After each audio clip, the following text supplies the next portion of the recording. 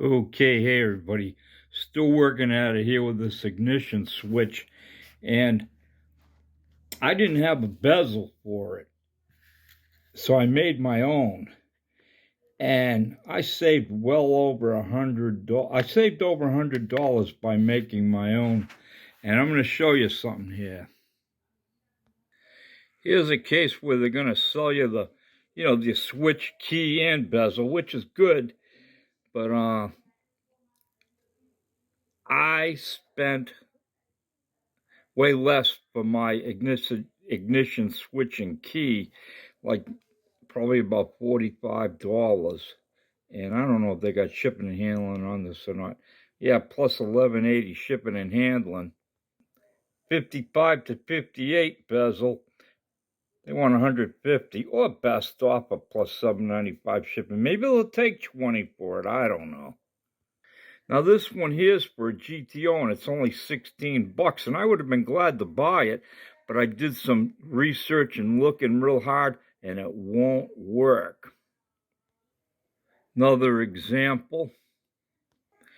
This is the power antenna, but look at the price. So if you got old bezels, they're embezzling you. Sell them, make money. I mean, this is crazy. But let me show you what I did here.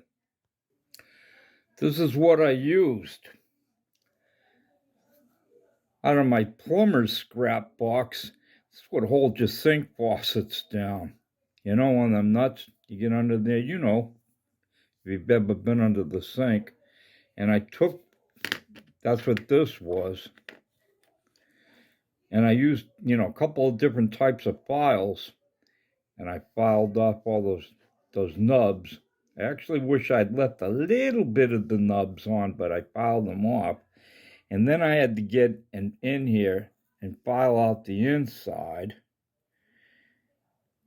till it would go on here. And then I kept screwing it on and off to work in threads into it, because I don't have no tap.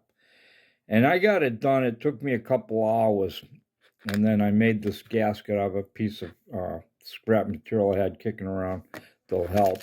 For some reason, these 59 Pontiacs, it looks like 5960 were kind of peculiar years.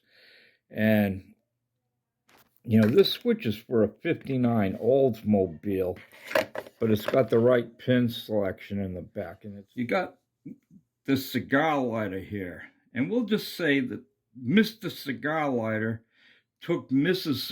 Cigarette Lighter to Reno, Nevada for a second honeymoon. And when he got there, he started gambling. And he lost all of his money. And when he came out, he had been drinking too. And Mrs. Cigarette Lighter says, "What the hell happened to you?"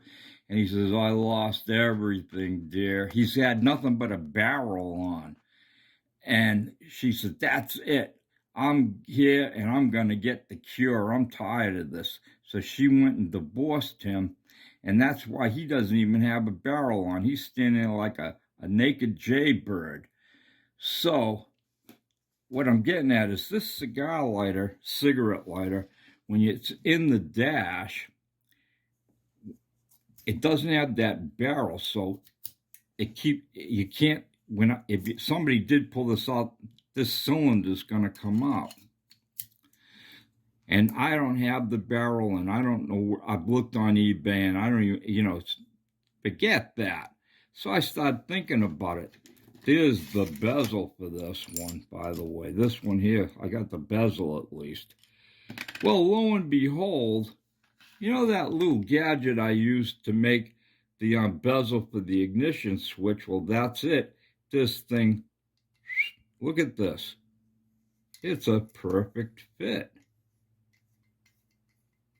You believe it? So this is also a perfect fit.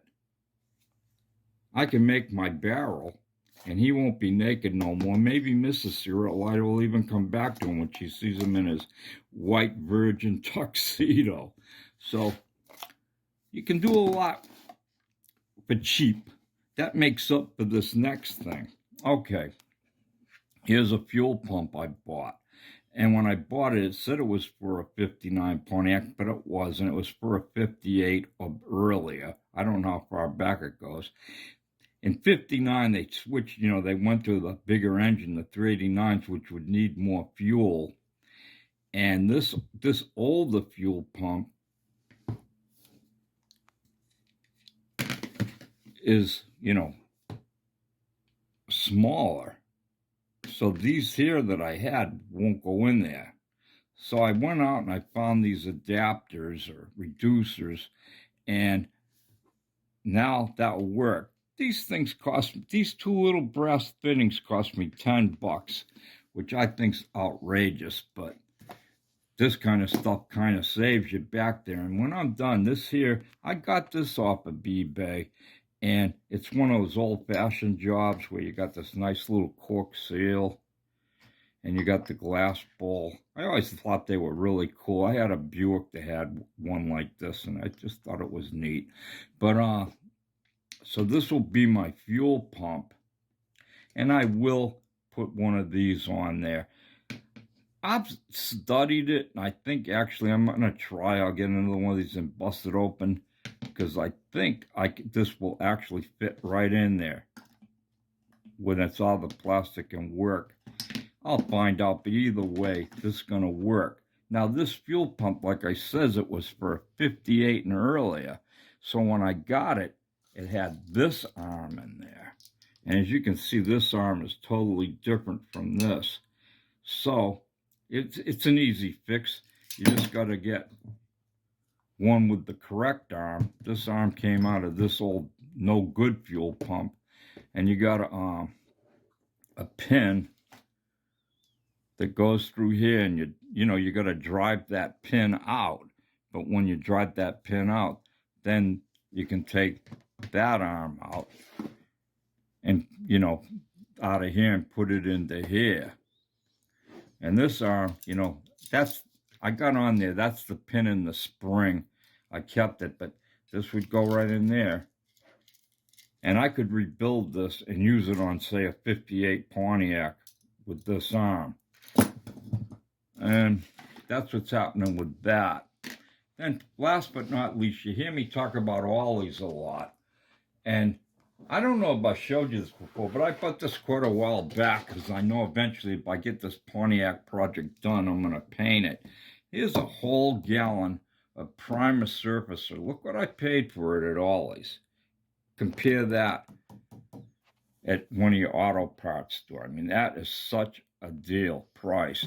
And I keep them here and I shake them up, agitate them so that, it doesn't settle. And here I got 6 quarts of, it's already, you don't need to thin this out, ready to go paint, which I hope to use. And look at the price I paid. That is a deal. And that's about it, everybody. Here's a little more primer that I've got that I keep shaking up. This one's already thinned out. And it's time for lunch. Adios.